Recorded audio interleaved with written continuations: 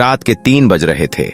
घर बिल्कुल खामोश था, लेकिन अचानक अरीब के कमरे की दीवार पर एक हल्की सी चमक दिखाई दी। अरीब ने आंखें मल कर देखा। ये रोशनी कहाँ से आ रही है? चमक धीरे धीरे एक छोटी सी नूरानी पर्ची में बदल गई। उस पर लिखा था, आज का रोजा तुम्हारे लिए खास है।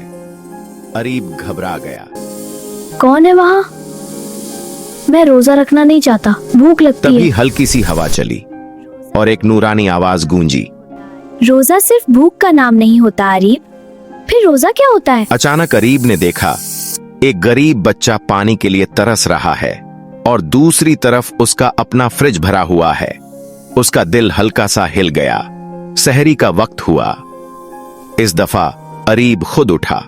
दिन में जब उसे बहुत भूख लगी, उसने पानी की बोतल उठाई, फिर रुक गया। सब्र सबसे उसने बड़ी आंखें ताकत बंद है। करके या दुआ अल्लाह, की। मुझे सब्र दे।